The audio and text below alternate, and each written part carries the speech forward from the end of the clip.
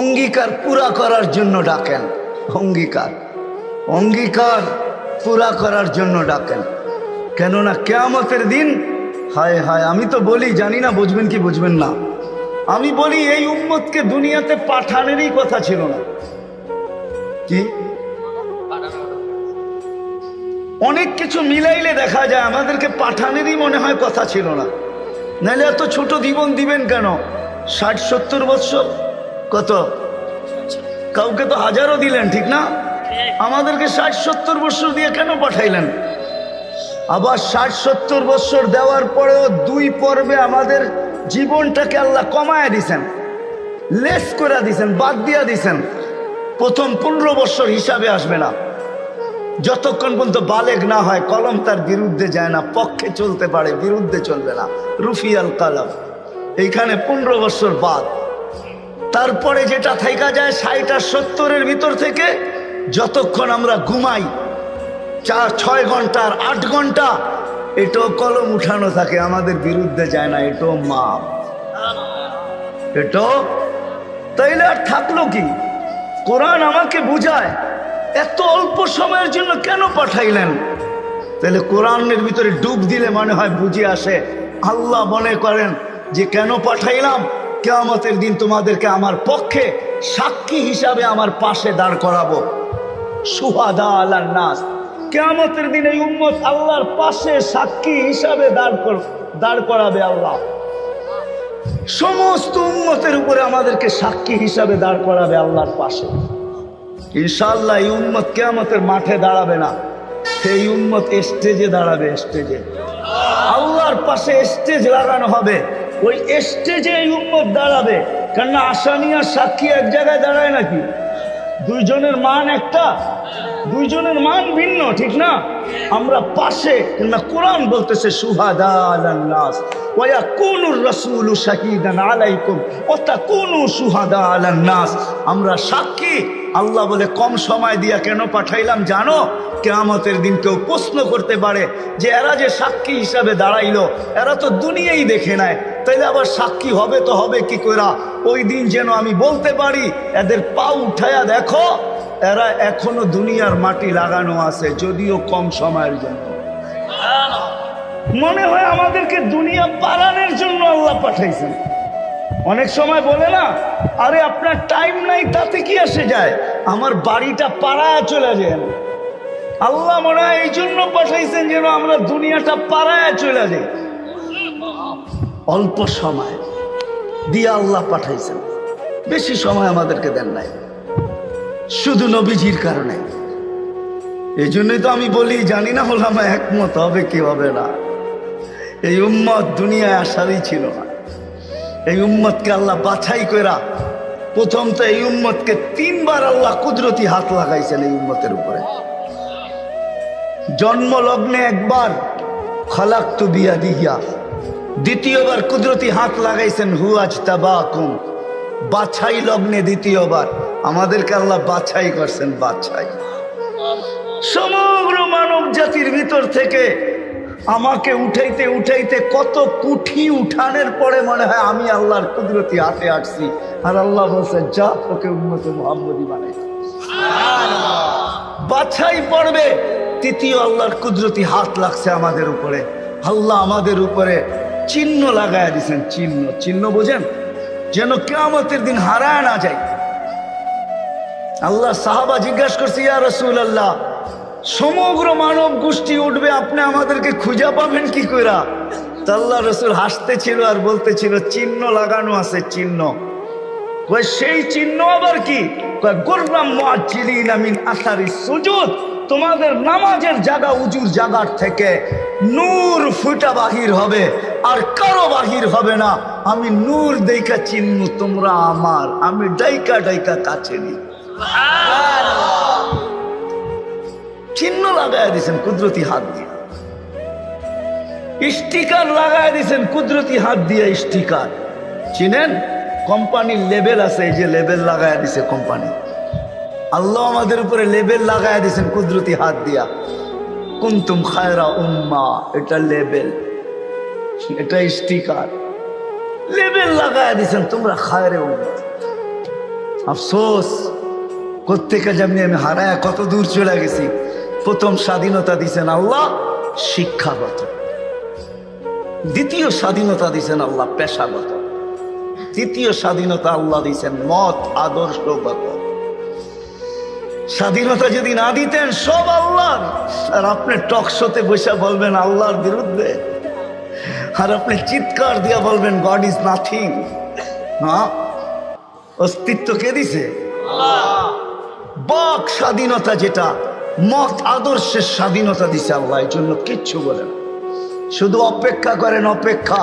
কোরআনও বলে ফান্তাদিরু ইন্নী মাআকুম মিনাল মুনতাদিরিন, আমি অপেক্ষা করতেছি, তোমরা অপেক্ষায় থাকো। আল্লাহ কিসের অপেক্ষা? ইদা জা আজালু, সীমারেখা আসতে দেরি, আখাযনাহু বাগতাতান, তোমাকে আমি ছো মাইরা উঠাইতে দেরি করব না।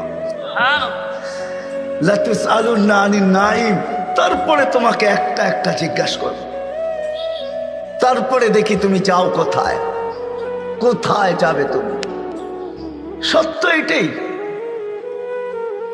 মত আদর্শের স্বাধীনতা, যেটাকে বলে কি বলে মত আদর্শের স্বাধীনতা আল্লাহ দিয়েছেন, আদর্শগত স্বাধীনতা। নাইলে নাস্তিক হওয়ার কোনো প্রশ্ন ছিল না।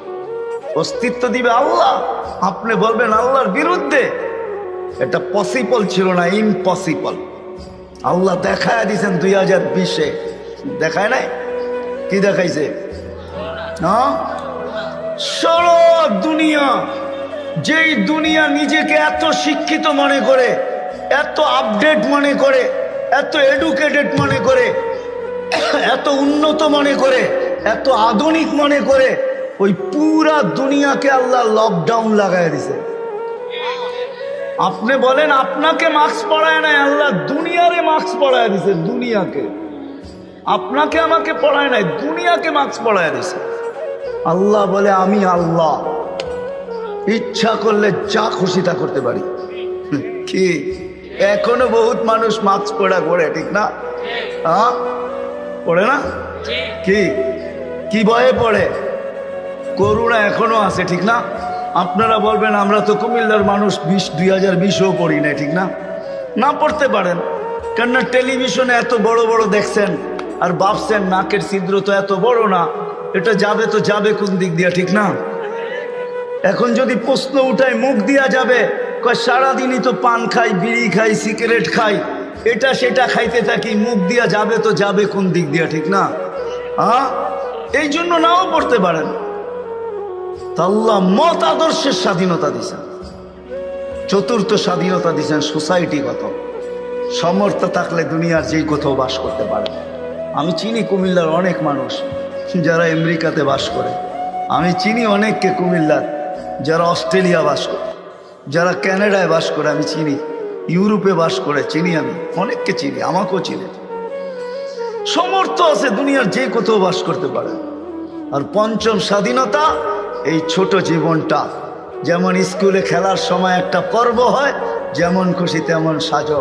আল্লাহ বলে এই ছোট জীবনটায় তুমি যেমন খুশি তেমন সাজতে পারো, তোমাকে কিচ্ছু বলবো না।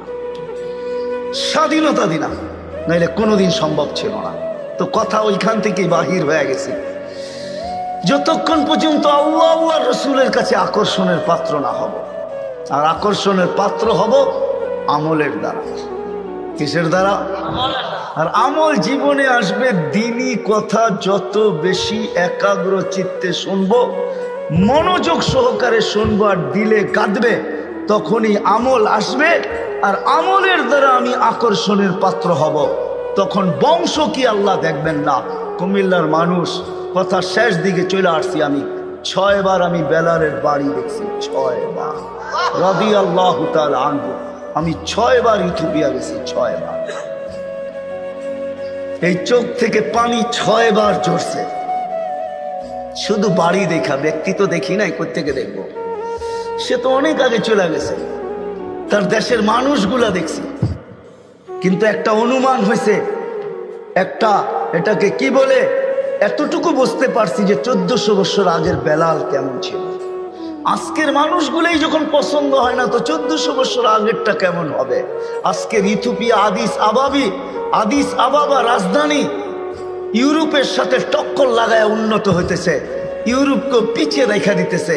তাইলে আজকেও যদি মানুষগুলা পছন্দ না হয়, 1400 বছর আগের বেলাল কেমন ছিল? কিন্তু বেলাল যেখানে ওইখানে কেউ নাই। কেমন আকর্ষণের পাত্র, জমিনে চললে জান্নাতে পদধ্বনি হতো, জান্নাতে। আল্লাহর রসুল কানে শুনা ঈসা বলছে, মা বালু খাইয়া বেলাল, এত বড় আকর্ষণের পাত্র কি করে হইলে জান্নাতে তোমার পদধ্বনি? তাও আমার আগে আগে, পিছিয়ে হইতো তাইলে মাইনা নিতাম।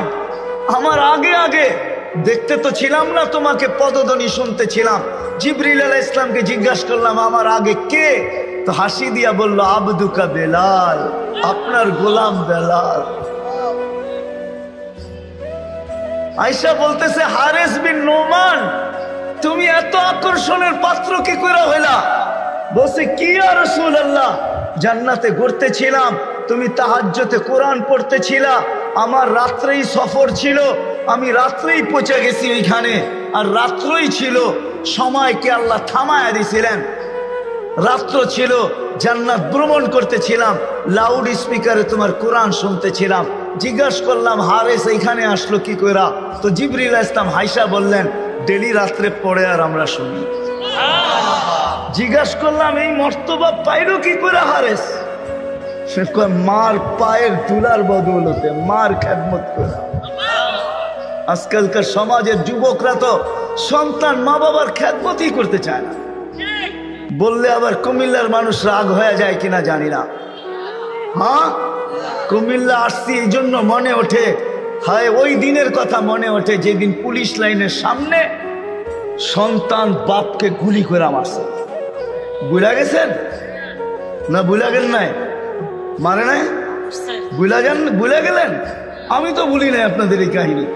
কুমিল্লা দিয়ে গেলেই আমার মনের ভিতরে ওঠে যে হায় কোন সমাজে জন্ম নিলাম, কোন দুনিয়াতে আসলাম। আপনাদের এই কুমিল্লা ঘটছে, নেটে সার্চ দেন, দেখেন লেখা আছে, পত্রিকায় উঠছে, মিডিয়ায় আসছে। বাকিগুলা বাদিয়ে দিলাম, ঐশীর কথা বাদিয়ে দিলাম, ঠিক না? ঐশীর কথা বাদিয়ে দিলাম। সন্তান, কোথায় আসলাম আমরা? সন্তান মা বাবাকে গুলি করে, হত্যা করে, হায় হায় হায়, অথচ মার খেদমত করে হারেস বিন নোমান। আরেকটা মনে উঠলো, এই জন্য বলতেছি, মুসা আলাইহিস সালাম আল্লাহকে জিজ্ঞাসা করছে, আল্লাহ আমার জান্নাতের বন্ধু কে? কয় কসাই। আপনি আমার সাথে এমনই করেন, যেটা জিজ্ঞাসা করি সাথে সাথে জবাব দিয়া দেন, আমি আর কসাই মিল হইল কোথায়? আল্লাহ বলে সিদ্ধান্ত এটাই, ওয়াকাউলুনাল ফাসাল, আমাদের সিদ্ধান্তই সিদ্ধান্ত। আচ্ছা ঠিকানা দেন, যায় দেখি কি আমল করে। তো যায় দেখে, হ্যাঁ কসাই।